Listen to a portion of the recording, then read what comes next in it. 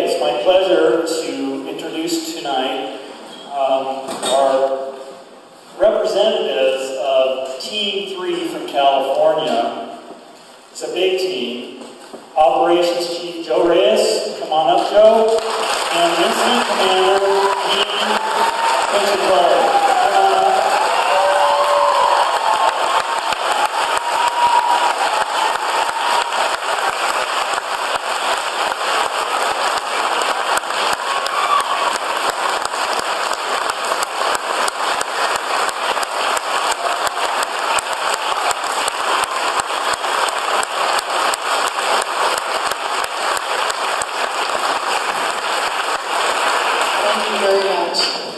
If I wasn't grinning ear from ear, I'd go, you're losing me. What we want to do today is, if we can get this operational, we wanted to show you what our world's like. Yeah, somebody got the lights for us? And I know several of you have been worried about what happened at Baldy the other day, when it sort of looked like Mount Baldy went off. So let me show you what it looks like to be underneath the retarder truck.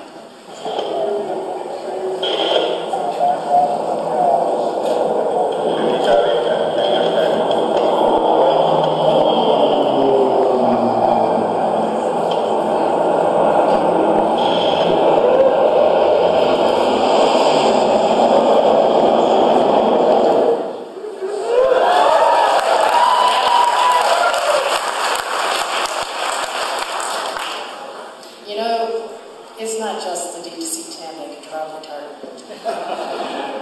Actually, you know, one of the things that I wanted to make sure everybody understands is it's not just the planes, it's not just the crews. There's a whole lot of people that put this fire out, and it's all done in an integrated fashion.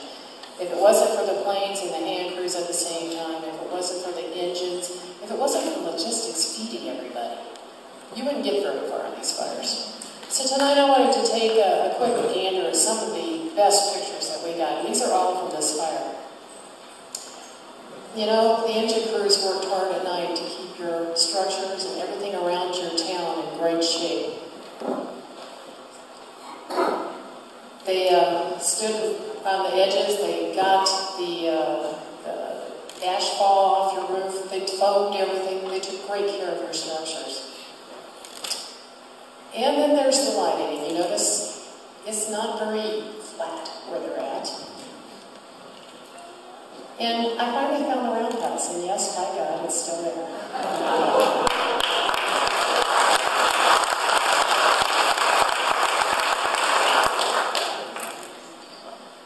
This is up on Baldy. That's the El Carrizo Hot Shots defending your snow fence as it's coming up the backside.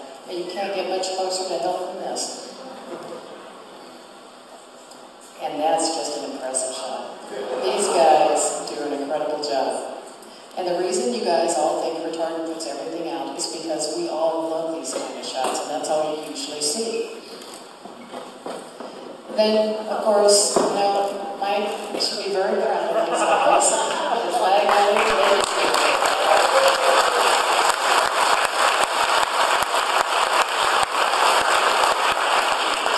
This is in Warm Springs, and they did a fine job. And yes, they all were out there. And this is as of 1600, which is 4 o'clock your time, or 1600 our time, so we do everything military time. That's what it really looks like in Warm Springs. I guarantee you, your ski slopes are still in good shape.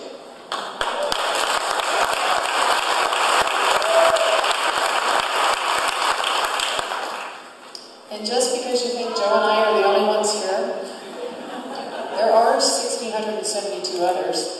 Actually, my full team is 56 people, and they are incredibly happy to have used your lodge, and we appreciate it.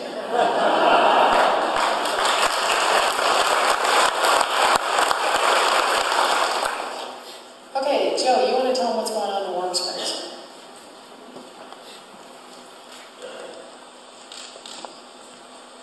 We continue to burn. You guys saw the smoke yesterday, bubbling up. That was us. What we did is the fire was about so far. We started coming in with our helicopters and our ping pong ball machine, and we started walking the fire down. And And then at the same time, we had crews walking the fire along the bottom. So we put up some smoke yesterday finishing this burnout. Not quite finishing, but continuing bringing it down. Tonight, we're still burning. We hope to keep bringing it on down and then start cleaning this up. More than likely, we should be done sometime tomorrow with the burning. And at that time, of course, we have to hold what we burned and we have to start mopping it up. But we're making very good progress along here. Had a real good relationship with the ski lodge people. They turned on the snow machines over here to help. They turned on the snow machines, which helped bring up the humidities on this back side, so we weren't getting as many spots over there. And I don't know how they do it, but they rotate which ones turn on, and they actually turn the sprinkler heads and everything. So that was a big help for us, knowing that behind us was real wet. So that made it much better for us to come down this ridge in that one run last night and to connect it to the road. So real well with that effort. So. And actually, we had one structure that sustained a little bit of damage. We put so much water down on the Cozy Run, it ran into the Bruckner house. So we actually flooded a place on a fire. Okay. I'm used to it. Okay. Very secure. We're very happy in here. We have got this one in there. It's mopped in 100 feet, and they're doing very well. This is all connected, as you can tell. Right now, it's in what we call a backhaul status. We're starting to pull miles of hose and garbage and all sorts of stuff out of there. We haven't left it yet because we want to make sure that we get more than 200 feet in, so that's very secure in there. The tail of the fire has been holding for a week now. We're very proud of it. And today, we laced this one down. We actually have it lined. It's not mopped up very far, but it's secured. Over here, this is all secured very nicely. We do have a bunch of dozer line in. Boy, I'll tell you, we got a lot of dozer line in there, but it held. And all we have to do is finish this piece, and we can put this baby to bed.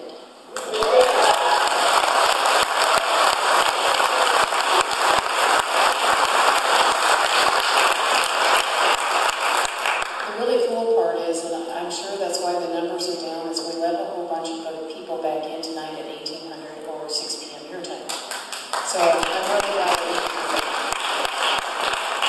So today where we're at is everything along this corridor for the most part is an advisory. Everything in here, oops, wait a minute, is that Warm Springs? Warm Springs, yeah, make sure I'm in the right place. Warm Springs are back in on a voluntary.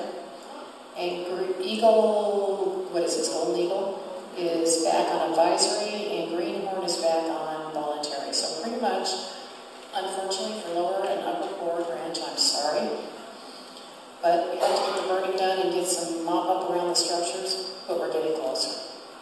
So that's what we got.